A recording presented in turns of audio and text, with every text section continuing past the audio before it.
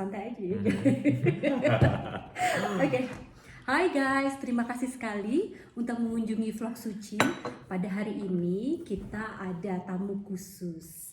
Ini Mas Toto. Mas Toto adalah kakak Suci dulu zaman-zamannya Suci kuliah di Jepang. Oke.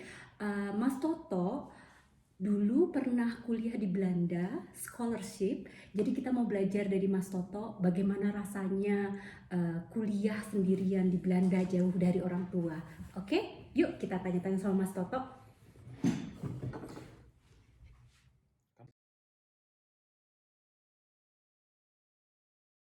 Kalau saya mau tanya ya Mas ya, pertama kali Mas tinggal di luar negeri agak lama pada saat kuliah, kesulitan yang paling terasa waktu itu apa?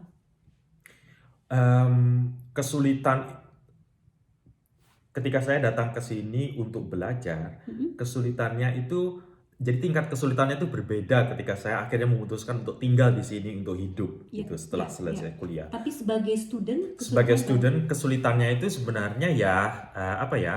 Waktu itu yang paling saya rasakan itu perbedaan cuaca gitu ya, ya, perbedaan musim. ya, Kalau dibandingkan dengan di Indonesia kan berbeda sekali. ya, Apalagi waktu saya datang ke sini itu waktu itu sudah musim gugur. ya, ya, ya. Jadi Terlalu dingin Mas. sudah dingin. Ya, Terus kemudian ya setelah itu langsung dihadapkan pada winter gitu ya, kan, ya, musim ya, dingin. ya, ya, ya. Nah, itu satu. Terus kemudian pada saat itu kita langsung ditemukan dengan orang-orang dari berbagai negara ya, Ya, dari benua Asia, Afrika, ya, Eropa, Amerika, dimanapun, Amerika Latin. Jadi semua jadi satu. Dan itu tantangan juga buat kita bahwa kita itu kemudian tidak hanya apa ya berhubungan dengan orang-orang yang berbudaya sama dengan kita. ya, Ya, itu jadi ada proses culture shock ya, juga ya, di ya, situ ya, ya. Culture shock terhadap Belanda sendiri. ya, Kan cara hidupnya kan berbeda dengan ya. di Indonesia. Juga culture shock terhadap teman-teman sekampus yang beraneka ragam.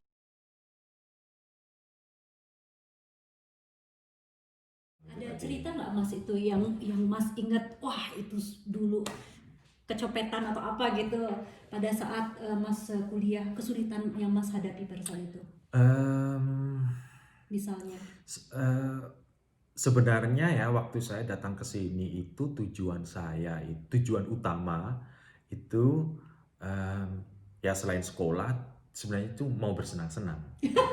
Menikmati menikmati Jujur benar-benar dia. ya saya itu pokoknya jadi waktu saya datang ke sini oke, saya nanti pulang akan membawa ijazah, Ya, tapi selama saya ada di sini I want to have fun ya. gitu. Masih muda. Ya, I want to have fun. Dalam arti ngapain kita jauh-jauh ke benua Eropa Ya. hanya untuk menderita gitu Iya, loh iya, ya. iya, Jadi iya, kita iya. harus benar-benar. Jangan lupa Ya, bahagia ya Mas ya. jadi jangan lupa bahagia gitu. Nah, jadi memang fokus saya itu bagaimana saya bisa menikmati sebanyak mungkin.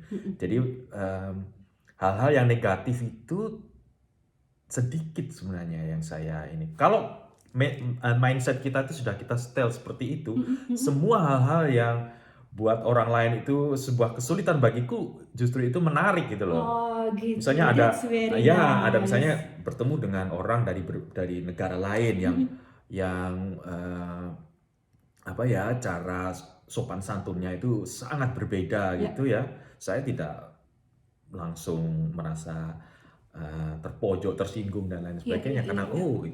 bagiku itu sangat menarik untuk diketahui. Ya, ya, ya. Oh, oke, kita ngomong soal jangan lupa bahagia. Bagaimana caranya tips-tips supaya bahagia tinggal di luar negeri as a student, Mas? Sebagai student ya itu berteman sebanyak mungkin. Ya, Waktu itu saya selain berteman dengan teman-teman satu batch dari Indonesia, ya, saya ngomong ke teman-teman sebaiknya kita itu berteman sebanyak mungkin, ya, terus usahakan selalu menggunakan bahasa Inggris, ya, bahkan dengan teman-teman se-Indonesia ya. ya, karena Oh, karena itu akan sangat membantu kita karena saya paham zaman saya masih kuliah dulu ya, Ya. saya masih berada dalam apa ya, kayak stereotip bahwa di Indonesia orang-orang Indonesia itu kemampuan bahasa Inggrisnya itu tidak sehebat Orang apa namanya, Malaysia orang-orang atau Malaysia, orang Singapura, ya. bahkan Hong Kong dan lain sebagainya. Makanya eh, motivasi saya untuk setiap hari menggunakan bahasa Inggris itu.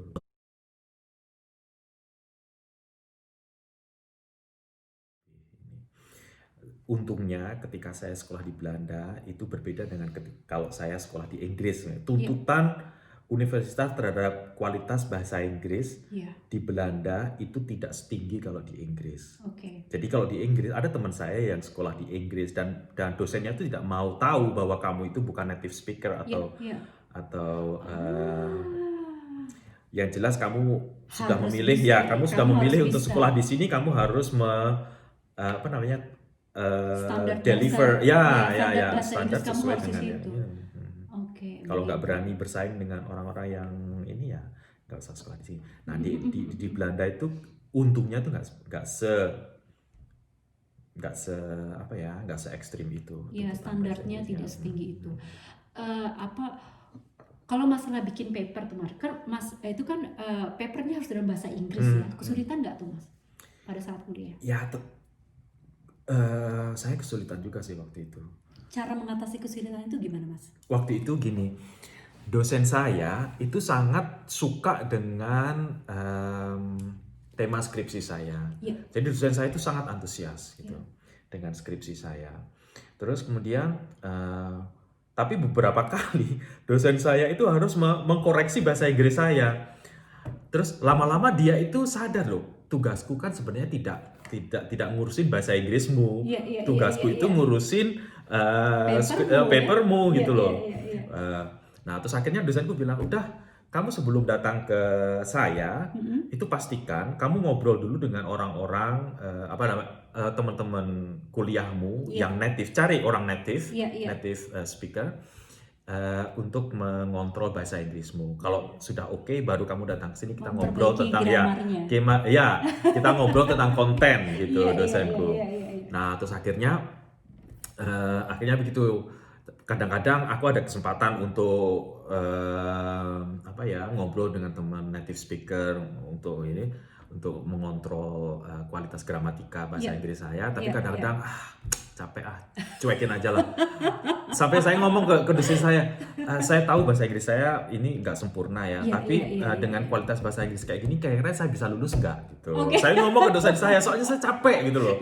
Terus dosen saya bilang begini, loh kamu lulus sih karena temamu itu sangat menarik gitu. Tapi apa kamu nggak pingin lulus dengan predikat excellent?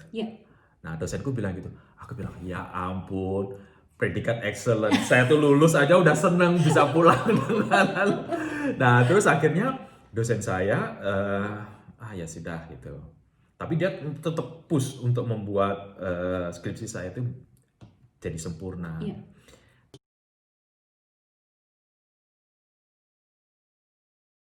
Tahu nggak? Ternyata dosen saya itu diam-diam mencalonkan skripsi saya itu untuk untuk dikompetisikan di seluruh universitas, karena setiap jurusan itu jadi jurusan itu mewakilkan satu kandidat untuk kemudian dilombakan lagi gitu loh. Tetapi lomba itu tidak diketahui oleh student. Jadi tidak ada seorang pun siswa yang tahu bahwa itu nanti akan dilombakan. Nah, bagiku saya nggak sama sekali nggak punya ambisi untuk dilombakan itu. Itu baru saya ketahui ketika saya di wisuda.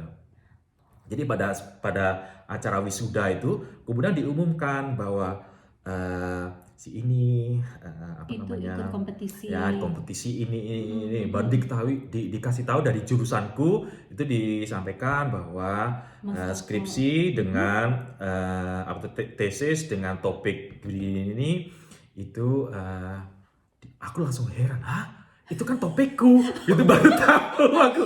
Pantesan itu dosen bawel Iya, ya. aku tuh sampai malu pada diriku sendiri. Coba kalau saya itu benar-benar berusaha Iya, untuk iya, membuat iya, iya, skripsi iya, saya iya. bahasa Inggrisnya itu Iya. sempurna, Mungkin itu bisa mungkin menang. mungkin bisa menang gitu. Iya. Nah, tapi lumayan lah saya dapat sertifikat gitu. Jadi Oke. sertifikat bahwa paper saya itu paling bagus di jurusan. Jurusan. Nggak menang di tingkat Mantap. universitas nggak masalah. Bisa cerita sedikit Mas waktu itu paper tentang apa sih Mas? Paper Dapat saya, idenya dari mana gitu? ya saya kan belajar gender and development. Iya.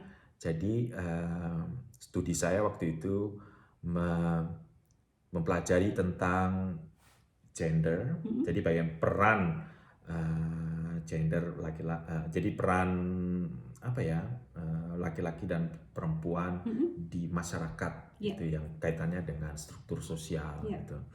Nah, ketika saya ada di sini dan mendapat kesempatan untuk bikin tesis itu saya cari kalau kan di Belanda itu kan salah satu negara yang tidak mengakui atau tidak menerima diskriminasi Iya. dari antar gender, diskriminasi antar orientasi seksual. Jadi diskriminasi itu di Belanda itu sangat minim. Jadi tidak ada toleransi terhadap diskriminasi atas dasar apapun gitu. Nah, karena saya belajar gender, saya melihat dan di sini kan hubungan laki-laki dengan laki-laki, perempuan dengan perempuan itu di sini kan diakui. Kita pasangan homoseksual bisa menikah dan lain sebagainya. Sehingga di Belanda ini rumah tangga yang isinya laki-laki dengan laki-laki atau perempuan dengan perempuan itu banyak sekali dan diakui, semua haknya itu diakui. Nah, saya kemudian meneliti itu. Jadi bagaimana sih dinamika dalam rumah tangga yang isinya itu gendernya sama. Kalau misalnya di rumah tangga yang umum isinya kan laki-laki dan perempuan. Dan kita itu percaya di masyarakat itu banyak kepercayaan bahwa kalau laki-laki dan perempuan itu perannya berbeda di rumah tangga gitu. Misalnya perempuan itu masak gitu ya. Kalau